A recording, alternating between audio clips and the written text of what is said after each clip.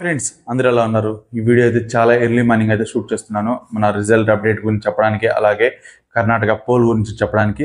ఒకవేళ ఈ వీడియో అయిపోయేలోపు మీకు రిలీజ్ అయిపోయేలోపు మీకు ఏమైనా రిజల్ట్ అప్డేట్ కానీ రిజల్ట్ కానీ రిలీజ్ అయితే మాత్రం కింద కామెంట్ సెక్షన్లో ఖచ్చితంగా అయితే కామెంట్ అయితే చేయండి.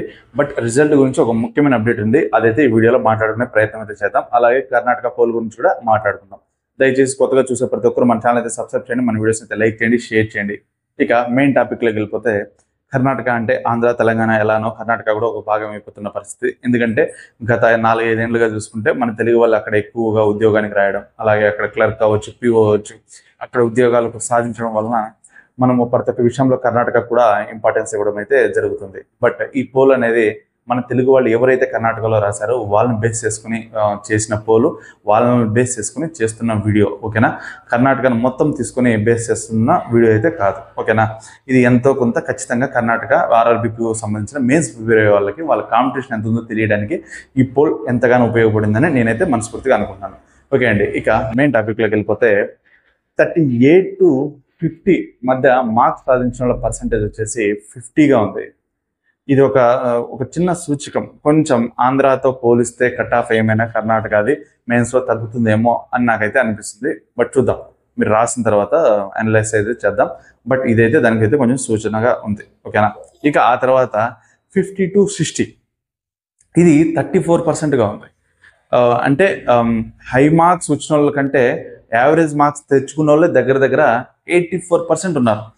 అంటే మీరు ఈ మార్క్స్ సాధించిన వాళ్ళు ఇంకొంచెం కసిగా చదివితే మాత్రం ఖచ్చితంగా పాజిటివ్ రిజల్ట్ సాధించే అవకాశం అయితే లేకపోలేదు. 100% అయితే పాజిటివ్ రిజల్ట్ అయితే మీరైతే సాధించవచ్చు. ఓకేనా? ఇక ఆ తర్వాత వెరీ వెరీ ఇంపార్టెంట్ 60 to 65% వీళ్ళు వచ్చేసి 9%గా ఉన్నారు. మీకైతే మంచి హై ఛాన్సెస్ ఉన్నాయి, జాబ్ సాధించే ఛాన్సెస్ అయితే ఉన్నాయి. మీరైతే బాగా కష్టపడి చదవాలి, మెయిన్స్కి ఇది ఇలాగే రాణించాలి. అలాగే మీ కింద వాళ్ళు కూడా మీరు ఎటువంటి పరిస్థితుల్లో తక్కువ చేసేదానికి లేదు. వాళ్ళైతే మోస్ట్ డేంజరస్, చాలా కష్టపడుతూ ఉంటారు. వాళ్ళని కూడా మీరు తక్కువ వేసే పరిస్థితి లేదు. ఇక ఆ తర్వాత ఫైనల్గా మనం మాట్లాడుకోవాల్సింది 65 అబోవ్. వీళ్ళు ఇలానే మెయింటైన్ చేస్తే కంపల్సరీ జాబ్ హోల్డర్స్ అయితే అయ్యే అవకాశాలు అయితే లేకపోలేదు. అలానే కింద వాళ్ళని తక్కువ వేస్తే వాళ్ళు కూడా జాబ్ హోల్డర్స్ అయితే అయిపోతారు. చెప్పాను కదా, ఎవరిని మెయిన్స్లో తక్కువ వేసేదానికి లేదు. ప్రిలిమ్స్లో వచ్చిన మార్క్స్ అనేది నథింగ్ ఎనఫ్. మెయిన్స్ అనేది ఒక డిఫరెంట్ వర్డ్. వీళ్ళైతే 6%గా ఉన్నారు. ఆంధ్రప్రదేశ్ సంబంధించిన సర్వే నిర్వహించినప్పుడు కూడా 6%గానే ఉన్నారు. ఓకేనా? ఇప్పుడు మీకు అర్థమైంది అనుకుంటాను. మీ పైన ఒక్కొక్కరి పైన ఎంతమంది కాంపిటీషన్ ఉన్నారు. ఉదాహరణకి 38 to 50% మధ్య మార్క్స్ తెచ్చుకున్న వాళ్ళకి మీకంటే ఇంకా 50% ఎక్కువ మార్క్స్ తెచ్చుకున్న వాళ్ళు ఉన్నారు. ఓకేనా? ఆ తర్వాత 50 to 60 వచ్చేసి మీకంటే 34% ఎక్కువ మార్క్స్ తెచ్చుకున్న వాళ్ళు ఉన్నారు.